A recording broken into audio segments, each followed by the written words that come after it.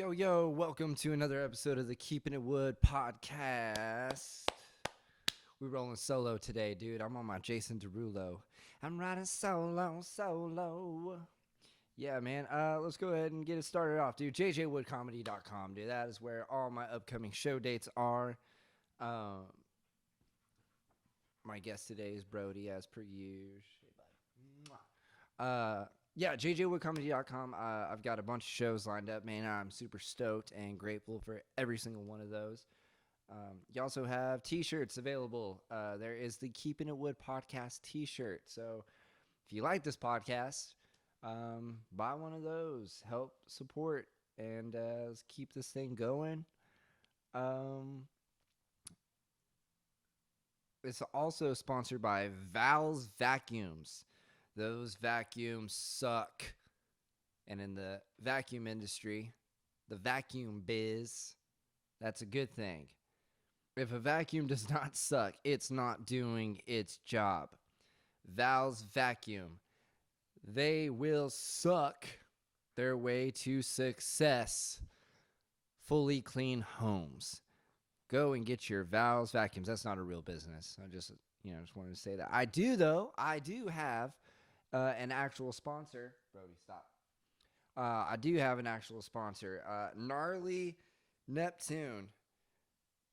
Check them out at gnarlyneptune.com, at Instagram at gnarlyneptune. It's my buddy's company that he just started up, man. I really dig the message behind it, which is really cool. It says, everyone comes from somewhere, and it doesn't matter how far you had to travel to get here today. We are glad you've arrived. The purpose of Gnarly Neptune is to acknowledge that everyone's journey is different, and each one of us brings something unique to the island. Remember that no matter where your adventure takes you, you can always ride your wave with Gnarly Neptune. That's pretty cool. I like that message, man. So y'all definitely check them out at Gnarly Neptune. Yeah, man, I got a brownie today. Been fucking with this heavy. I got it from a place downstairs. Big brownie guy. Threw it up in the microwave, dude. Got a little radiation on it. You know. You can't have this. You're a dog. Yeah, man. Hope everyone's having a good week. I'm having a pretty great one. I thought I shit myself on stage the other night. Crazy time.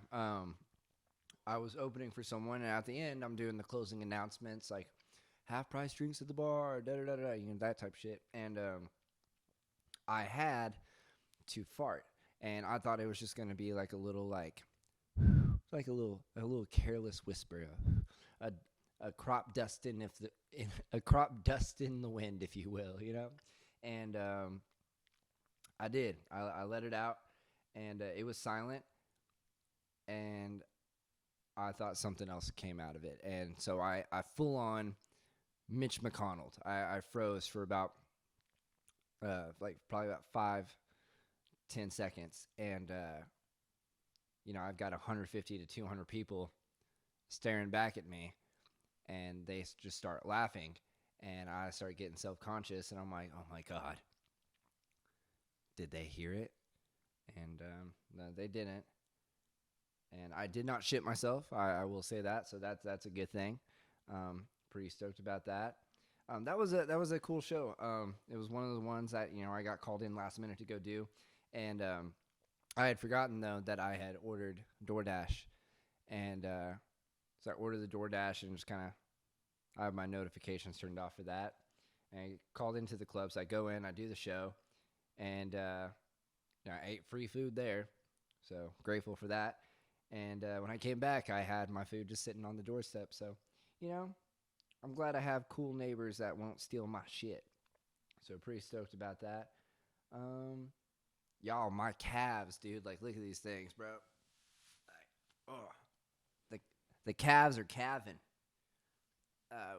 Me and this guy have had to be walking around a lot the last week or so, um, just so maintenance can come fix up a bunch of stuff in the apartment, and you know, it's been a long time coming. Look at you, you're so handsome. I'm stoked it's finally getting over with, man, and the weather's been nice, so um, been cool with that. I will say though, like, you don't want to get kicked in the nuts by me. These things are strong, bro. Like they're, boy. If I kicked you in the nuts, that's a gender reassignment surgery. Yeah, you'd switch genders real quick, bro. Getting kicked in the nuts by me. Um, I heard a story a while ago. A friend told me about how a man gave his coworkers or a coworker herpes by dipping his balls in her coffee. Now, I'm here to ask the real questions. Was it iced or hot? Like, you had to have done something very serious to have some man dip his balls into a hot cup of coffee. Or maybe he was just trying to, get rid of the herp. Maybe he read a news article that said, "Hey, if you dip your balls in hot coffee, the herpes is gone." Maybe. I don't know. It was just like iced coffee, man. He's just being a dick. Like, I'm more of an iced coffee guy. I like my iced coffee with no excess dairy in it or nuts. So, yeah, not a fan of that. um, let's see. I saw another news story that said a 6-year-old boy dresses as a cop every day because that's what he wants to be when he grows up. Um, yeah, that's illegal. That's impersonating an officer. That child is committing a crime. Kid privilege, bro. Can't have that. Hey, buddy. Um, the what would you do question, or would you rather? That's what it is. The would you rather question of the week. Would you rather eat your dog or a baby? I'm going to go with baby. Like, I'm not going to eat this guy. Look at him. Look how sweet he is and handsome and adorable. Like, I would never want to eat my dog. Like, some of y'all's kids suck, bro. Like, I get, like, some dogs suck too, but, like, some of your kids, like, suck. And, and this is all hypothetical. I'm not going out and saying, like, oh, I can't wait to eat a baby. Like, no, man. But, like, I mean, here's the thing, dude. Like, I can't really watch the movie Marley and Me. You know? Like, John Wick, like, yeah, his dog gets killed at the beginning, but, like, Keanu Reeves, like, fucks these dudes up, dude. And, like, Owen Wilson wasn't going to do that shit. Like, Owen Wilson would just be like, wow, my dog is gone. And then just moves on with his life, dude. Like, nah, I can't really have that. That's sad, dude. I can't. I love dogs, bro. My friend and I were talking the other day about, um, he was talking about how when he's trying to get rid of a boner that, because sometimes you just get NRBs, like the no reason boners, like the boners in like weird situations. You're like trying to like get that away. So you're thinking about shit. So he said he starts thinking about dead babies, and I'm like, dude, like, if I start thinking about like dead babies, I'm not really necessarily thinking about like dead babies. I'm just thinking about like how peaceful airplanes would be, movie theaters, Chili's on a Sunday. Like, I don't know, man. Shit. That gets me rock hard, bro. And, I'm making donge aioli just thinking about it. Um, so hypothetically, if I was to have to eat my dog or someone else's baby, someone's taxes are not going to be as high as usual. Um, moving on. The movie of the week. Um, I want to talk about. They're actually movies. I'm just going to knock out two of them. The Wayne's World movies. Fantastic, dude. Mike Myers and Dana Carvey crushed it with those roles. Um, started off on SNL and ended up, this is a crazy fact, it ended up grossing over $100 million. So that's pretty stellar for something that started off as like a sketch thing on Saturday Night Live to make it that much money. I got a few facts over here I wanted to read that I thought were interesting. Um, Dana Carvey based Garth on his genius brother Brad. Though Garth was initially just Wayne's dweeby disciple, Carvey helped flesh him out over time, making the sidekick more specifically into a kind of shy savant who was, I don't know if I said that word right, I went to public school, don't judge me, who was surprisingly adept at drumming and tinkering. According, according to Carvey, Brad, his brother, could fix the dryer with a butter knife. All right, so he was like a MacGyver. That's sick. And whenever he or his parents would marvel at something amazing he'd done around the house, he'd just flash a tight smile and quietly mutter, "Thanks." Well, he just sounds like a very humble guy. I dig that. Director Penelope Spheris. I don't know how to say that last name. She was chosen because she knew metalheads and worked fast. Fucking, that's pretty stellar. I mean, you want someone working on a movie that's in their head, they have like, die, motherfucker, die, motherfucker, die. Like, that's, yeah, I dig that. Some of the movie's best lines, and best reaction shots were completely spontaneous. And dog, honestly, spontaneous shit is where it's at, man. It's natural. I love it. The project pushed both Rob Lowe and Alice Cooper out of their comfort zones. On the set, the former Brat Packer helped Brat Packer. What the fuck is that? I don't know. Helped Myers and Carvey understand the rhythms of a film shoot while they taught him to be professionally funny. I don't know, man. I don't really think you can teach someone to be funny. I think that just comes from a lot of past trauma and shit, but whatever. The idea for Bohemian Rhapsody goes back to Myers' days cruising around with his friends.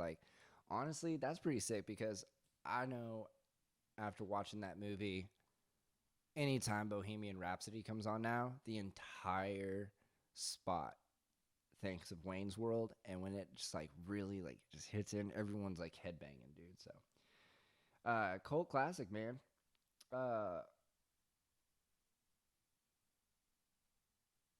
They inspired a terrible video game and an awesome roller coaster. Okay, say more words.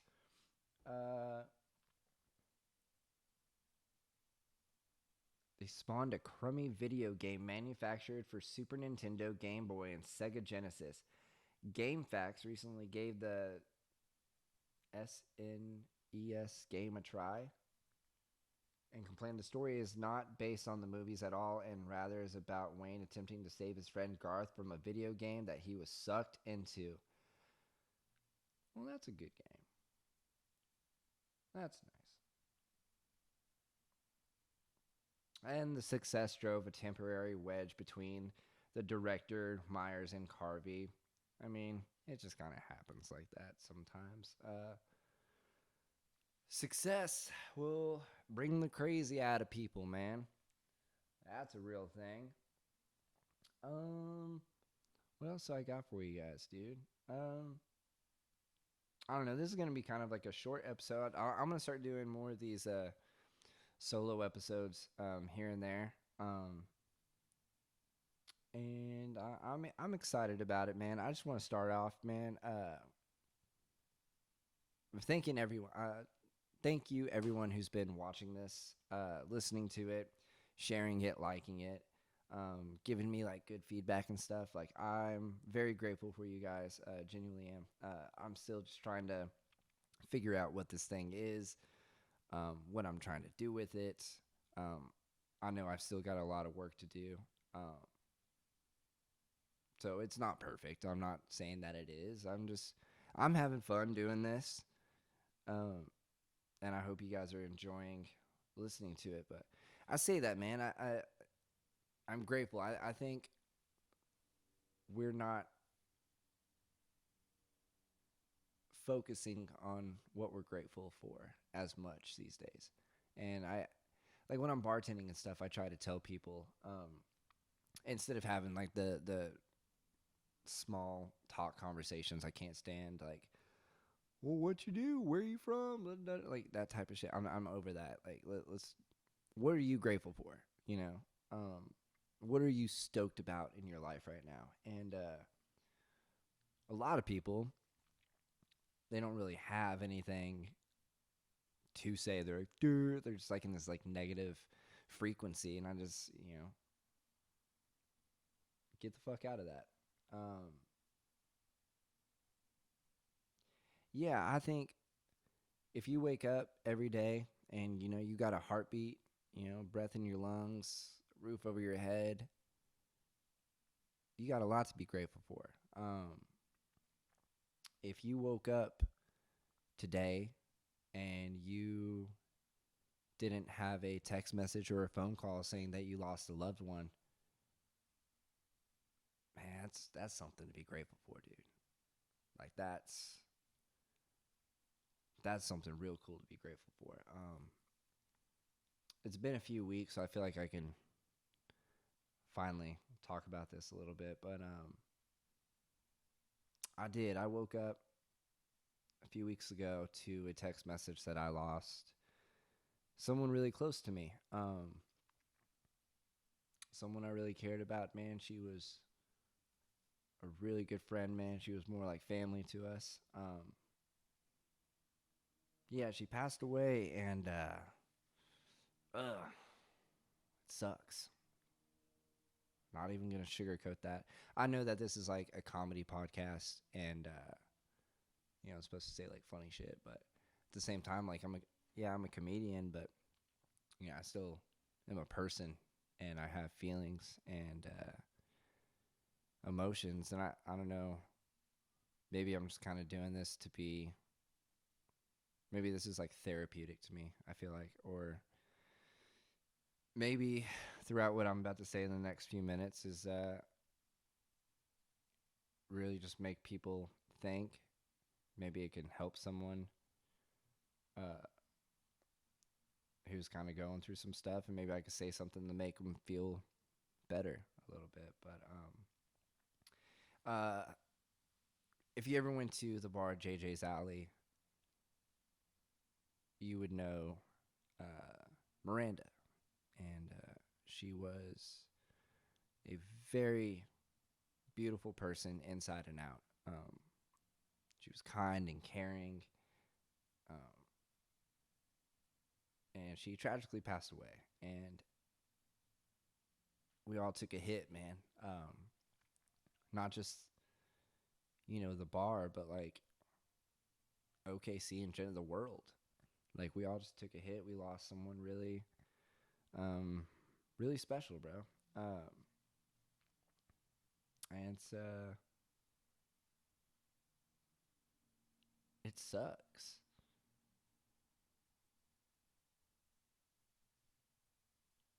Uh, sorry.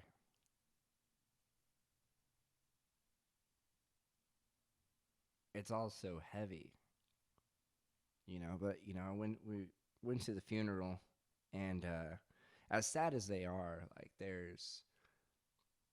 it's beautiful to see how much, how many people one person has touched. I looked around and there was, there's people that had known her for years. Uh, some of her best friends. There was people that only saw her a couple times here and there and stuff. I don't know. And there's also people that wish that they were there more. Um, I kind of fell into that category.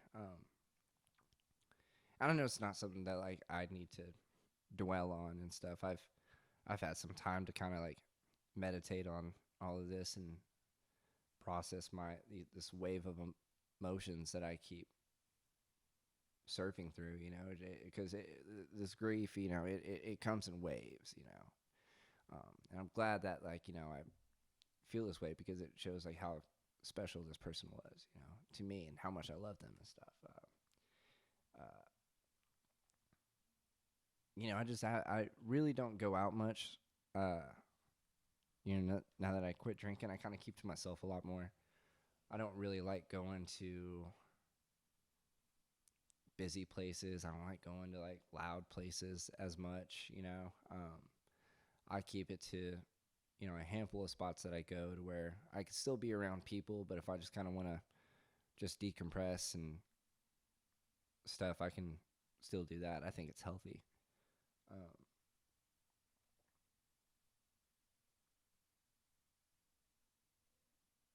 I don't know. I just hadn't really been around as much, and it sucks. I'm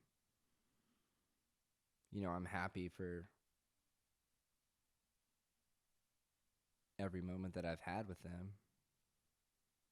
Happy with all the memories and stuff that I got to make with her. Uh, so many, dude. And our conversations were always great. I'm just happy that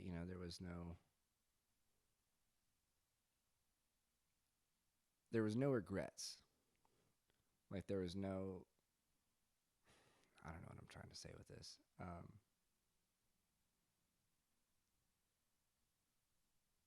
I think I want to share some of the memories, some of my favorite memories with her. Um, before we get out of here, we had always wanted to work upstairs together, and when we finally did, it was great. It was so much fun. Because she was small, but she was mighty, and the way that she would get people to tip better was hilarious. Like they would write on the receipt, they tip, and then she would just put it back if she didn't like it and say, "Try that again," and they would tip better. Like that's just. She was small but intimidating, little mighty mouse.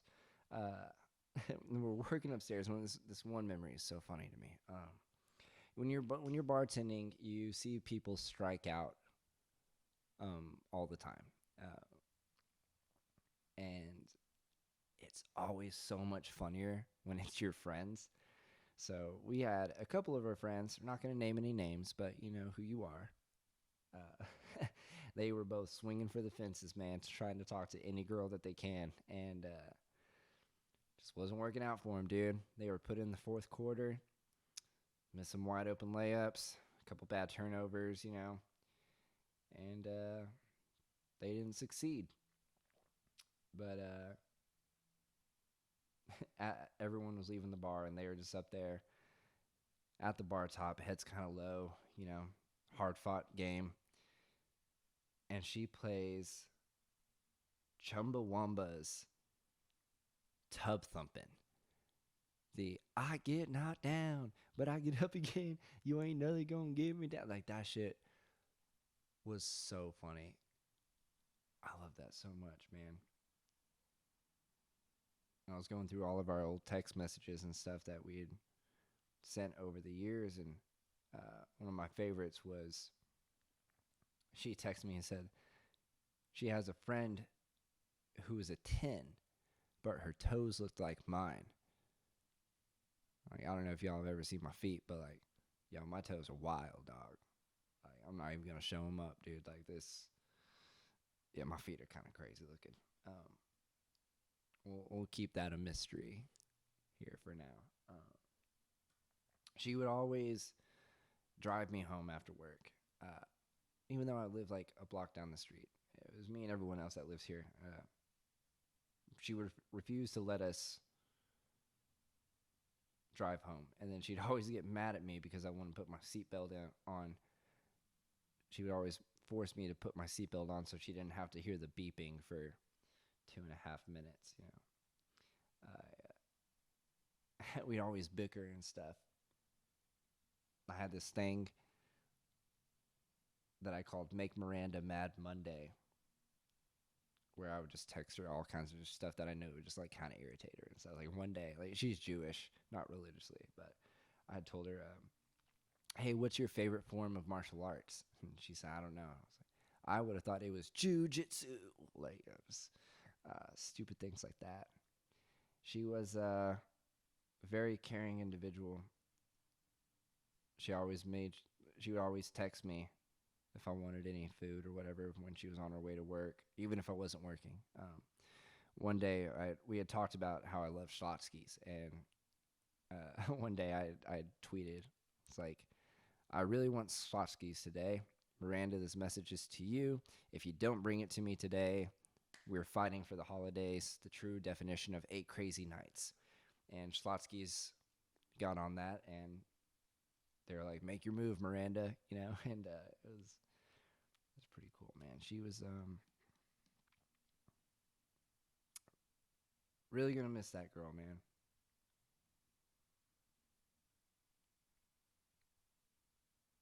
She was a good person. And before I get out of here, man, I just want to say that love yourself, man. Take care of yourself. Take care of your people, bro. Like, check in on your people. You never really know what someone's going through. And I will say that every single one of your problems can all be fixed, bro. Every single one. Don't rem- just remember to think about the people that you leave behind. Um, you know, but for the most part, just take care of yourself. There's a guy, Kevin Hines, who jumped off the Golden State Bridge. He tried to end it, and he said halfway through that he realized, like when he was falling, he was like, all my problems could be fixed. And luckily he survived, and now he runs a organization and stuff. But yeah, man, I think that's all for me today. Thank you all for tuning in, dude. JJWoodComedy.com, at JJWoodComedy. Yeah, dude. Take care of yourself. Take care of each other. Thank you for tuning in. Love y'all. Peace.